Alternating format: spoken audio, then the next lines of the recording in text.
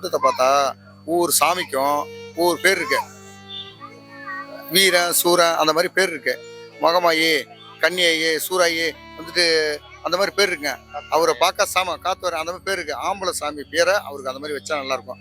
ரெண்டாவது, கேப்டன் வந்து சாமியா தான் இருந்திருக்காரு, சாமியா தான் வாழ்ந்திருக்காரு. அந்த ஒரு விஷயங்கள் போதும். இந்த கூட்டத்தை பார்த்தா எனக்கு அந்த ஒரு சந்தோஷம் வருது. வேற நாங்கள் இவ்வளோ தூரத்துலேருந்து வந்து அவரை பார்த்ததுக்கு அப்புறம் பல சந்தோஷம் எங்களுக்கு. கேளுங்க, அவருக்கு வந்து ஒவ்வொரு தாலுக்காவிலையும் ஒரு கோயில் இருக்குல்ல, அந்த மாதிரி ஒரு கோயிலுக்கு அங்கங்க ஒரு அமைஞ்சா அது நல்லது. நானும் போய் கும்பிட்டுப்பேன். இத்தனை பேர் கூடுறோம்ல, ஒரு கிராமத்து பக்கத்துலேருந்தும் ஒரு தாலுக்காவிலேருந்தும் வந்திருக்கோம். அவருக்கு அங்கங்க ஒரு கோயில் அமைஞ்சா அதை நானும் போய் கும்பிட்டுவேன். இங்கே வந்து கும்பிட்றதா அது மாதிரி கும்பிட்டுப்பேன். அவர் சாமியாக தான் நாங்கள் பார்க்குறோம். வாழ காலத்தையும் சாமி, இறந்ததுக்கு அப்புறம் சாமி, அது ஒண்ணுதான்.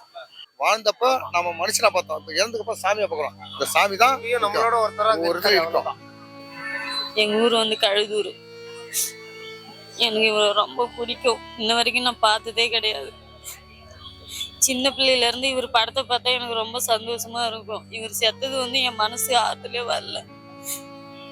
இவர் செத்ததுல இருந்து நாங்க சரியா சாப்பிட்டது கூட கிடையாது. ரொம்ப மன உடைச்சலா நினைச்சு கூட பார்க்க முடியல. ஏன்னா இவர்கிட்ட எனக்கு ரொம்ப தெரியும், ரொம்ப பிடிக்கும். வேற யாருமே எனக்கு பிடிக்கவே பிடிக்காது. பிடிக்கிற மட்டும் இவர் மட்டும்தான் எனக்கு பிடிக்கும். எல்லா படத்துலயும் நல்ல நல்ல கருத்துக்கள் சொல்லுவாரு. எல்லா விஷயத்துலயும் நேர்மையா இருப்பாரு. இன்ன வரைக்கும் அப்படி இப்படின்னு இவர் பேர்ல ஒரு ஒரு ரிப்போர்ட் கூட வந்தது கிடையாது. எனக்கு ரொம்ப ரொம்ப இவரை தான் பிடிக்கும். மற்ற யாருமே எனக்கு பிடிக்கவே பிடிக்காது. கடவுள்னு நினைக்கிறது இவரை மட்டும்தான். கோயம்புத்தூர்ல இருந்து நாங்க வந்திருக்கோம். இவர் இறந்தது எங்களுக்கு ரொம்ப பிறப்பா இருக்கு. இவர் கடவுளா இருந்து நாங்க வந்து நினைக்கிறோம். கடவுளா இவர் வந்து இழக்கல. நாங்க வந்து கடவுளா இருந்து எங்களுக்கு நல்லது பண்ணியிருக்காரு. நல்லது செஞ்சிருக்காங்க சார். நாங்க அவங்களுக்காண்டி கோயம்புத்தூர்ல இருந்து ரிஸ்க் எடுத்து நாங்க வந்திருக்கோம். இவங்களுக்கு எனக்கு ரொம்ப பிடிக்கும். எங்க ஃபேமிலிக்கும் ரொம்ப பிடிக்கும். நாங்க நல்லா படம் பார்ப்போம். இவரோட படம்னா இஷ்டப்பட்டு பார்ப்போம். என் ஃபேமிலியும் நல்லா பார்ப்பாங்க. இவர் இறந்தது பெரிய ரொம்ப இழப்பா இருக்குது. இவர் ரொம்ப நல்லது செஞ்சிருக்காரு உலகத்துக்கு, மக்களுக்கு. ஏன் சுத்துதம்மா கரடா? ஏன் சுத்துது?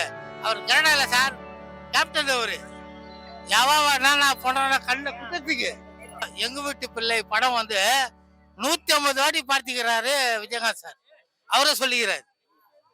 அப்ப எவ்வளவு தீவிர இது பாரு தலைவர் மாதிரி. அவரு இனி தலைவர் அவரு பூ வாங்கிட்டு வந்தா 4 பூ அவருக்கு போட்டேன். மீதி போய் தலைவர் போட்டதுமா. அவரு வந்து அப்படி வரணும், இவர் வந்து அப்படி வரணும். அதுதான், வேற ஒண்ணு இல்லை. கட்டுங்களா இல்லையா? வேற எந்த படமும் பார்க்கவே மாட்டேன். ஆனா இவரை வந்து நேர்ல நான் பார்த்ததும் கிடையாது. யாருன்னே எனக்கு தெரியாது. ஆனா சின்னதுல இருந்து ரொம்ப ஃபேன் நான். இவர் எங்க ஊர் பக்கம் வந்தாவே நான் போய் நின்று பார்ப்பேன். ஆனா கை கொடுக்கணும்னு நினைப்பேன். அந்த கூட்டத்துல என்னால முடியல. இவர் செத்த பிறகு என்னால இங்க வரவும் முடியல. வந்து கூட்டத்துலயும் பார்க்கவும் முடியாது. ஆனா ரொம்ப பிடிக்கும் எனக்கு. ஆனா இவர் செத்த அன்னைக்கு என் உயிர் ஃபுல்லா போயிடுச்சு. உண்மையிலுமே என்கிட்ட உயிரே கிடையாது. வீட்டுல கூட இவர் படத்தை வச்சுதான் பார்ப்பேன். நான் வேற படமே பார்க்கவே மாட்டேன். இவர் போட்டோ வந்து வாங்கி டெய்லி 30 நாள் வரைக்கும் விளக்கு போட்டிருக்கேன். நான் எங்க போனாலும், இங்க சென்னைக்கே வந்தாலும் இவர் போட்டோ என் செல்லுல அவர் வச்சிருக்கேன் பாருங்க. இவர் போட்டோவை தான் ஏஞ்சி உடனே பார்ப்பேன் நான். எனக்கு நிறைய கருத்துக்கள், அண்ணா அப்பா எல்லாம் எல்லாமே இவர் தான். எனக்கு ரொம்ப பிடிக்கும். அவரே சொன்னாரு கேப்டன் அவர்கள், நான் ஆட்சிக்கு வந்தா முதலமைச்சர் வீட்டுக்கு வந்து ரேஷன் கடை ரேஷன் வந்து பொருள் எல்லாம் வீட்டுக்கு அமைச்சிடறாரு. அது ஓகே இல்ல சொல்ல. ஆனா இப்போ ரேஷனே வரல, ஒன்னும் வரல. தப்பு தானே சார் அது. ஆனா உண்மையில சார் கேப்டன் எல்லாம் சாவல சார், உயிரோட தான் இருக்கிறாரு, சுத்தி நிற்கிறாரு. இந்த எலெக்ஷன்ல வைக்கிறாரு ஆப்பு. அவருக்கு கண்டிப்பா சொல்றேன். அதான் அவர் சமாதியில என்னால நினைச்சு கூட பார்க்க முடியல. உண்மையிலுமே என் மனசெல்லாம் வாழ்ந்துட்டு தான் இருக்காரு. செத்தன்னு என்னால நினைச்சு கூட பார்க்க முடியல. என்னால வர முடியாத சூழ்நிலை. அதனால இன்னைக்கு நான் பார்த்தே ஆகணும்னு தான் நாங்கள் நேற்றுக்கு நைட்டு வண்டி ஏறணும். அப்படியே இங்கே போயிட்டு வந்துட்டு இவரை இன்னைக்கு பார்த்துட்டு மனசார உக்காந்து நிம்மதியாக அழுவிட்டு போகணுங்கிறதுக்காக தான் நான் இங்கே வந்தேனே. ஆனால் இங்கே வந்ததுமே ரொம்ப என்னால் முடியல. என் கல்யாணத்துக்கு கூட வந்து வானத்தை போல படம் வந்துச்சு. நாங்கள் அண்ணன் தம்பி எல்லாமே எங்கள் வீட்டுக்காரர் கூட 6 பேர் ஒரே ட்ரெஸ் தான் எடுத்தாங்க. ஒரே குடும்பம் மாரி தான். இவரை பார்த்ததுலேருந்து எல்லாமே எனக்கு ரொம்ப விஜயகாந்த் சாரை வந்து ரொம்ப பிடிக்கும். நல்லா ஒரு அறிகுறை சொல்றது எல்லாம் இவர் சொல்றதெல்லாம் ஒரு தெய்வ வாக்கா எடுத்துக்கிட்டு தான் என்னோட ஃபேமிலியில் இன்னும் வரேன் நான்.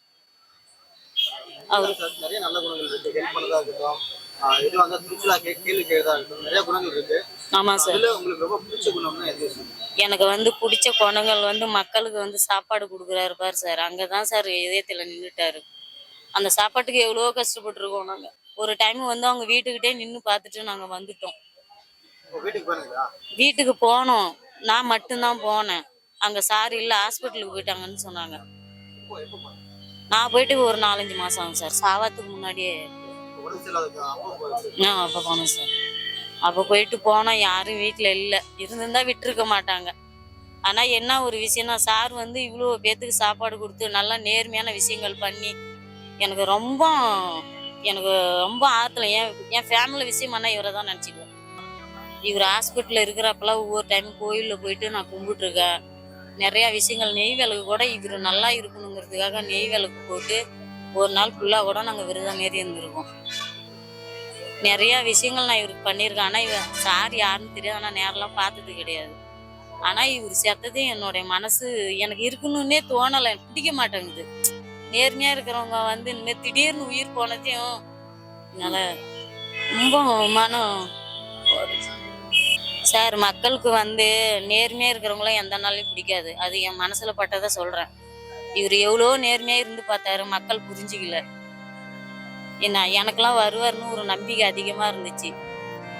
ஏன்னா எங்கே போனாலும் இவருக்கு தான் எல்லாமே போட்டு போடுறதுனாலும் எதானாலும், மற்றபடி இல்லை சார். மக்கள் இவ்வளவு அன்பு வச்சிருக்காங்க, இவ்வளவு பாசம் வச்சிருக்காங்க. பட் அந்த இந்த டைம் இவர் தான் வருவார், நிற்க வைக்கணும்னு மக்கள் எல்லாம் சொல்லிட்டு இருக்காங்க.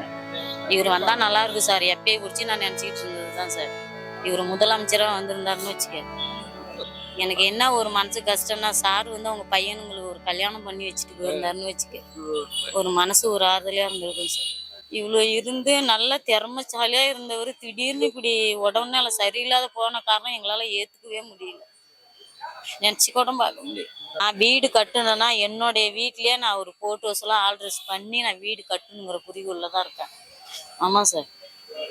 எங்கள் வீட்லேயே இப்போ வீடு கட்டி ஒரு ஃபோட்டோஸ்லாம் ஆல்ட்ரஸ் பண்ணி முன்னாடி வைக்கணும். அன்பை வெளி வச்சதால தான் எல்லாமே வந்து எங்கெங்கே கிடக்கிறவங்க எல்லாமே வராங்க சார் பார்க்குறதுக்கு. நானே என்னால் இன்னைக்கு வர முடியல, இன்னைக்கு பார்க்கணுன்னு இன்னைக்கு அங்கே காலையே எனக்கு தரிக்கல. யாரும் கூப்பிட்டாங்க வரல, என் பையனை வச்சுக்கிட்டு நான் வந்துட்டேன் சார். வந்திருக்கீங்களா? இந்த ஃபர்ஸ்ட் டைம் வந்து பாருங்க. இல்லை சார், இதுதான் சார் ஃபர்ஸ்ட் டைம். இன்னைக்கு வந்ததுக்கான காரணம்? இன்னைக்கு இவரை பார்க்கணுன்னே வந்தேன் சார்.